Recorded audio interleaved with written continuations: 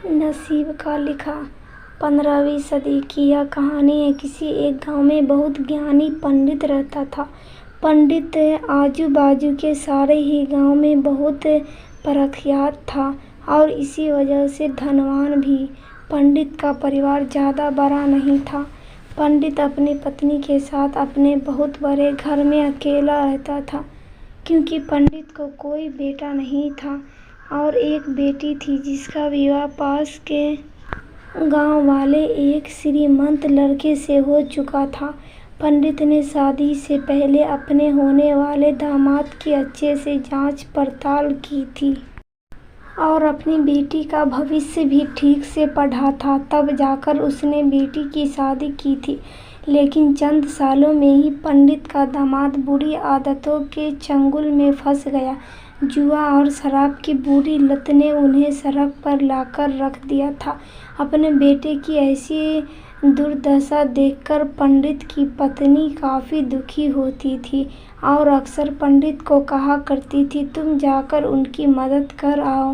पंडित हमेशा अपनी बीवी को यह कहकर उनकी मदद करने के लिए मना कर देता था कि अभी कुछ समय तक उनका वक्त चलना है। हम चाहे कितनी ही कोशिश कर ले, जो उनके नसीब में नहीं है वह उन्हें नहीं मिल पाएगा। पंडित की ऐसी बातों से उसकी पत्नी काफ़ी दुखी हो जाया करती थी और मन ही मन सोचती थी कि कैसा स्वार्थी पिता है, अपनी बेटी को इतने कष्टों में देखकर भी उसकी मदद करने के लिए मना करता है। आखिर भगवान ने जो इतना सारा धन धान्य दिया है उसका क्या करेंगे। हमें कोई और औलाद भी तो नहीं है देकर, एक यही बेटी है और उसके लिए भी कुछ नहीं करेंगे तो किसके लिए करेंगे। पंडित ऐसा नहीं सोचता था। ऐसा नहीं है कि पंडित अपनी पुत्री से प्रेम नहीं करता था, लेकिन उसने अपनी पुत्री की कुंडली इतने अच्छे से पढ़ी थी और वह यह पहले से ही जानता था कि वह चाहे किसी भी लड़के से शादी करती, लेकिन उसके जीवन में यह समय आने वाला ही था और बिना इसे भुगते उसको छुटकारा नहीं मिलने वाला था। एक दिन खाने पीने के लिए भी मोहताज हो चुके पंडित के बेटी और दामाद उसके घर पर आए। पंडित ने और उसकी बीवी ने दोनों का खूब आदर सत्कार किया और खूब अच्छा खाना खिलाया। बेटी और दामाद की पंडित से सहायता मांगने की हिम्मत न हुई, इसलिए वह बिना बोले ही वापस अपने घर को लौटने लगे।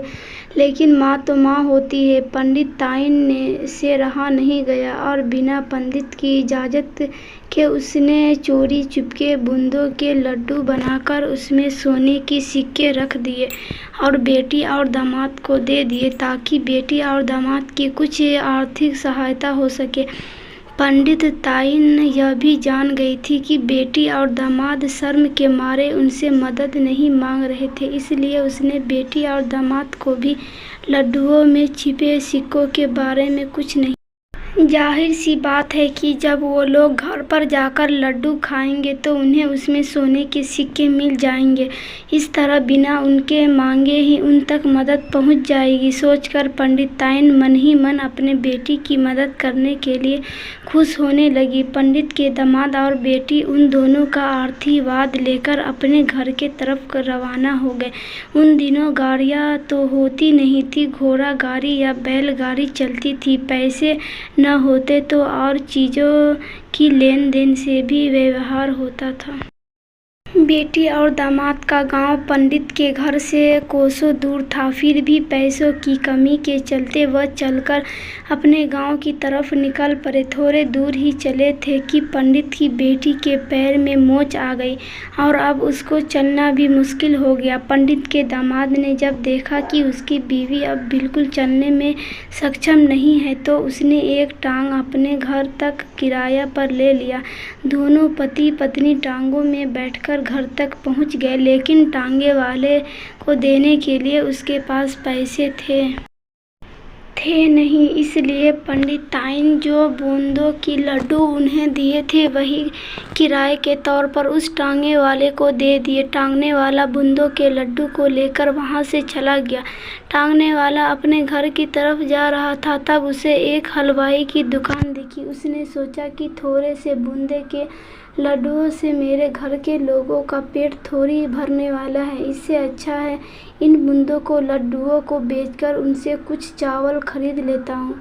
टांगे वाले ने बूंदों को लड्डू हलवाई को बेच दिए। जिस गांव में वह हलवाई रहता था, उसी गांव में एक आदमी ने अपने घर पर पूजा रखी थी और उसी पंडित को उस पूजा के लिए बुलवाया था। पूजा में लगने वाले प्रसाद के लिए उस आदमी ने उसी हलवाई से बूंदों के लड्डू लिए जहाँ पर उस टांगे वाले ने बेचे थे। हलवाई ने भी उस आदमी को टांगने वाले से खरीदे हुए लड्डू ही पहले दिए ताकि वह खराब न हो जाए, क्योंकि वह नहीं जानता था कि यह लड्डू कब बने हैं।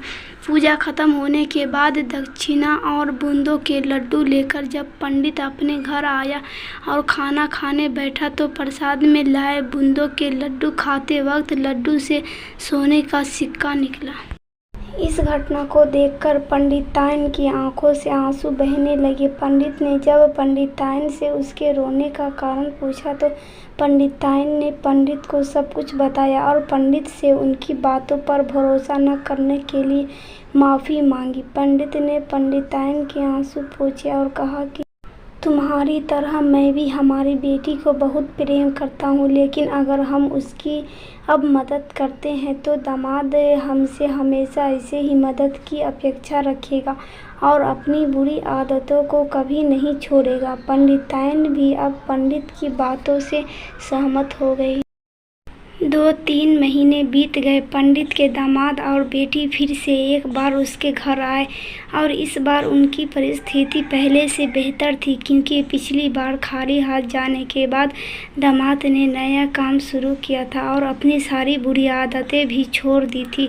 दोस्तों, नसीब का लिखा नहीं बदलता। यह कहानी आपको कैसी लगी? क्या आप भी नसीब पर भरोसा रखते हैं या फिर आप उन लोगों में से हैं जो अपना नसीब खुद अपने हाथों से लिखना चाहते हैं?